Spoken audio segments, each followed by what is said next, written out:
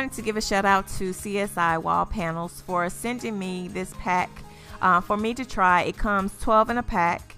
The squares are about 19.5 inches by 19.5 inches, so it covers probably like 3 feet by 9 feet of wall space. So you'll probably need more if you want to do like a feature wall, but for this project you'll only need a pack. And this is what it looks like in the inside. You have complete instructions if you wanted to adhere it to the wall, and it also comes with spacers as well.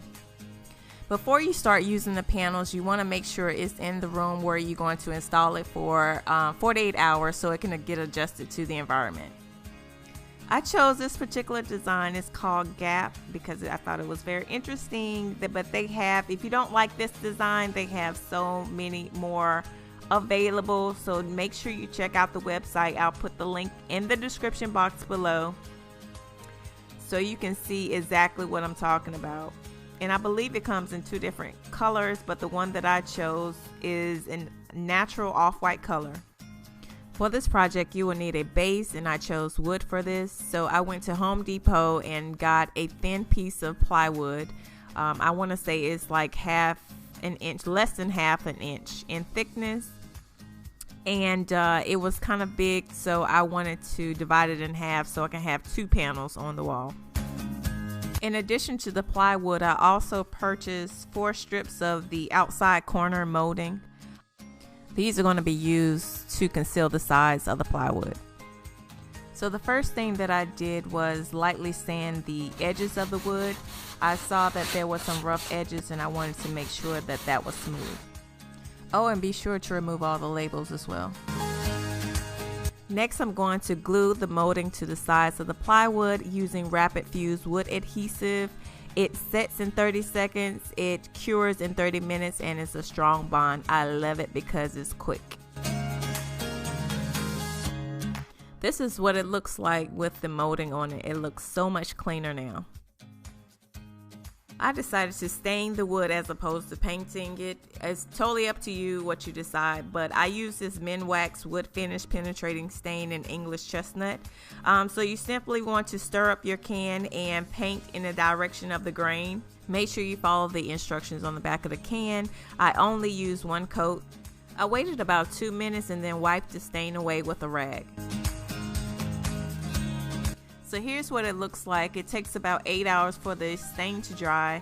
It's much quicker if you decided to paint it. So after I do that, I want to follow it up with a wood protectant, which is called polyurethane. You want to make sure to stir up the can really good before you start using it, and use a clean brush when you do this. Don't use the same one as you did with the wood stain, and follow the grain. I highly recommend reading the instructions on the back of the can so you are aware of exactly everything that you need to do. While the base is drying, I'm going to paint the 3D panels using a sponge brush.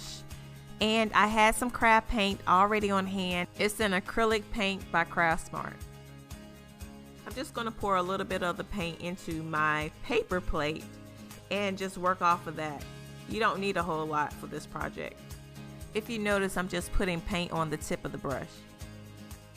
With your 3D panel, you're just going to start by doing an outline of the top part of the design, and then just color the inside of it, or paint the inside of it, excuse me. It's just easier that way, so that you can stay within the line. Guys, if you have something that's weighing on your mind, this is a great project to do, because when you paint, it kind of, you forget about everything, to be honest with you. Like, I'm just focused on making sure I paint in between the lines. That's it. I really think painting the top of the panel enhances the 3D effect. What do you think? So the last thing that I did was glue the 3D panels to the base, and what you want to do is determine where you want it. What I did was space the panels to be 3.5 inches from the top and the bottom, and 2.25 on the sides. Now that I determined where I wanted the panels, I just took a pencil and marked the corners, flipped it over, and added E6000 to the back.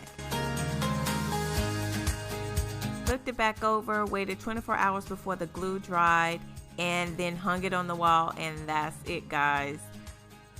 This is a way to have some really cool, interesting 3D wall art that doesn't have to be affixed. If you guys have any tips or tricks that you would like to share, just drop it in the comment section below. I would love to hear from you.